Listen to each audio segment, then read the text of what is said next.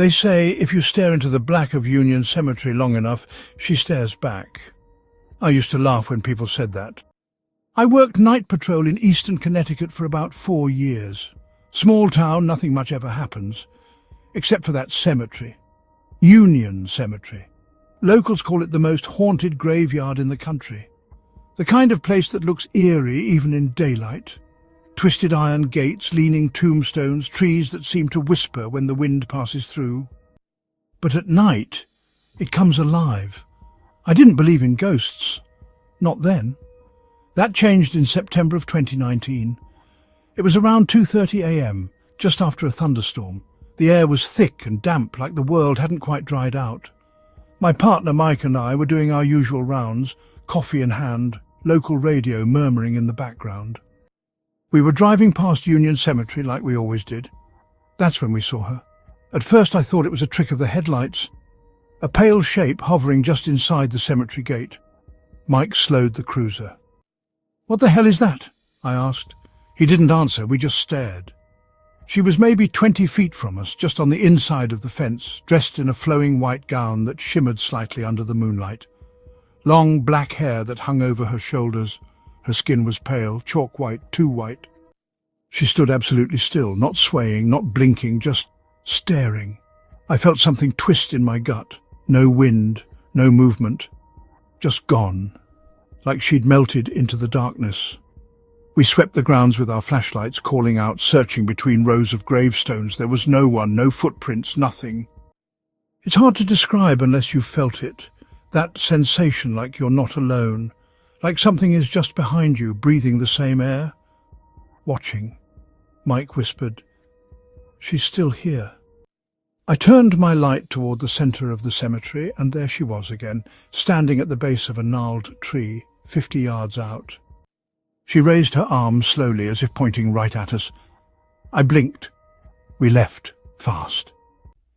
The next morning I told the supervisor. He just stared at me for a second and said, "You saw her, didn't you?" Turns out we weren't the first.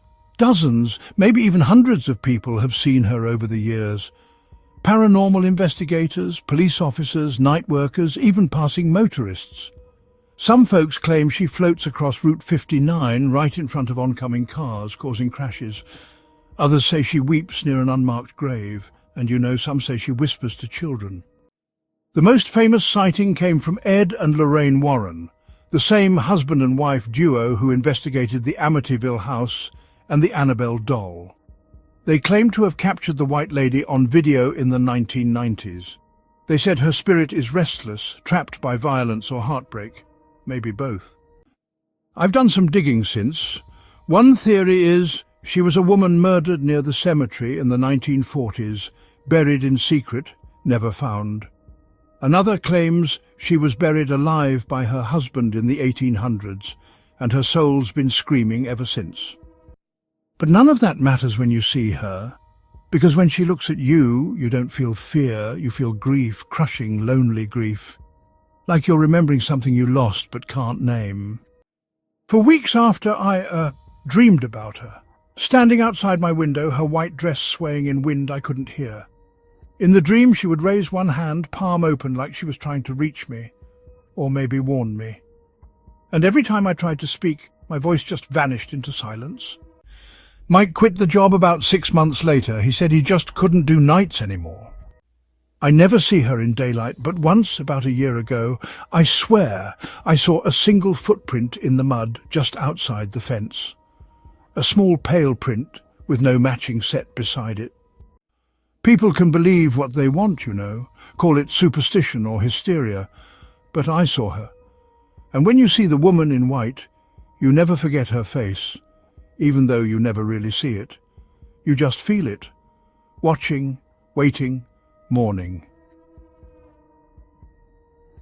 I've stayed in dozens of hotels, run-down roadside motels, 5-star resorts, cabins in the woods, but none of them haunted me the way the Crescent Hotel did.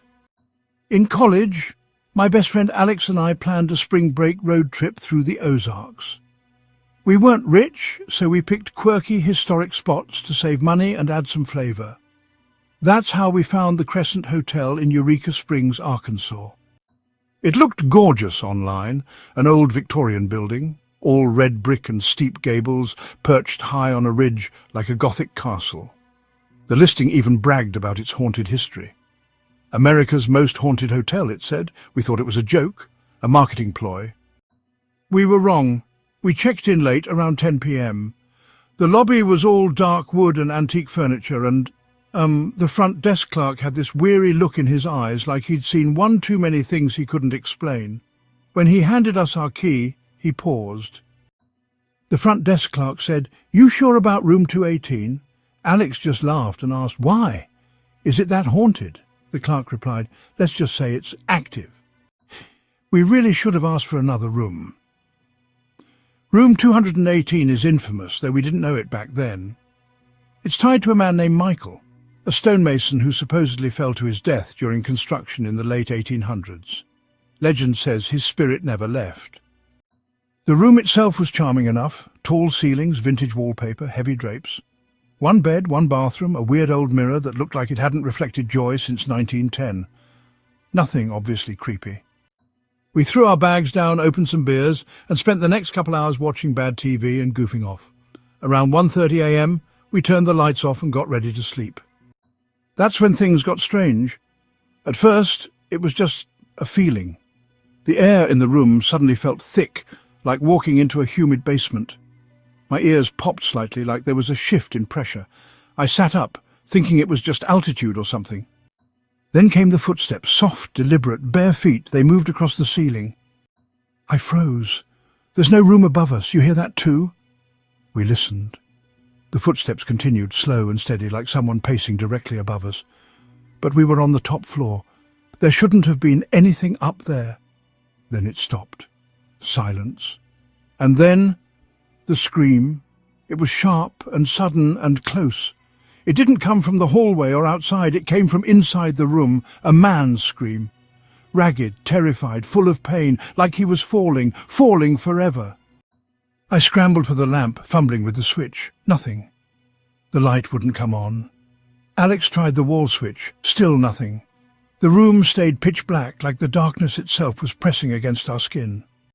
Then, bang! The bathroom door slammed shut on its own. We jumped. I swear the floor vibrated. Alex ran over, tried the knob. Locked. I stood in the centre of the room, my heart hammering in my chest, sweat running cold down my back. The temperature had dropped, and I could see my breath fogging in front of me. Then the whispering started. Low, fast, like dozens of voices all talking at once behind the walls. I couldn't understand a word, but the tone was pleading, panicked. Something was wrong, deeply wrong. I backed up toward the hallway door, reaching blindly for the handle. As soon as I touched it, the bathroom door creaked open behind Alex. He didn't look inside. We didn't say a word. We grabbed our bags and bolted.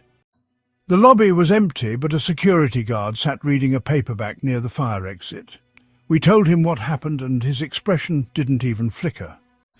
"Room 218. It's Michael. Happens sometimes when it storms." He offered us a different room. We declined. Instead, we slept in the car. The next day, we looked it up.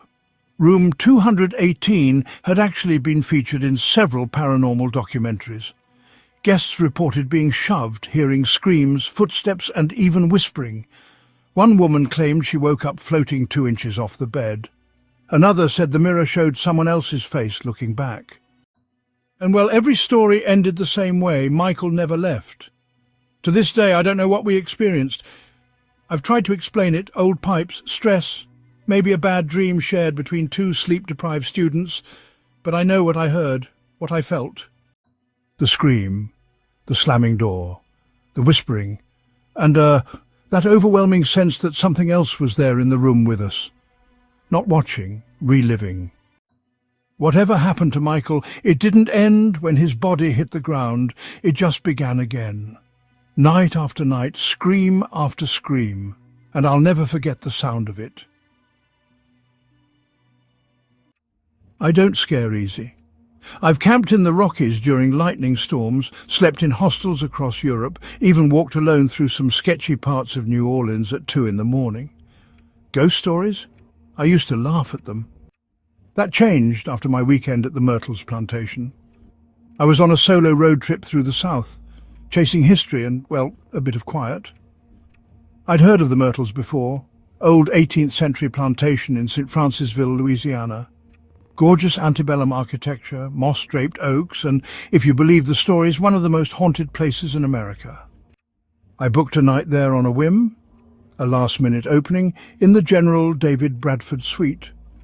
The woman at the front desk smiled just a little too politely when I checked in. "If you hear anything strange, just ignore it. Spirits don't like attention." I gave a little laugh. "You get a lot of ghost tourists?" "You'd be surprised how many leave early." The house was stunning. Grand staircase, creaky wood floors, fireplaces that looked like they'd warmed centuries, the kind of place where the air feels thick with memory. I settled into my room around 9 p.m. It was cosy.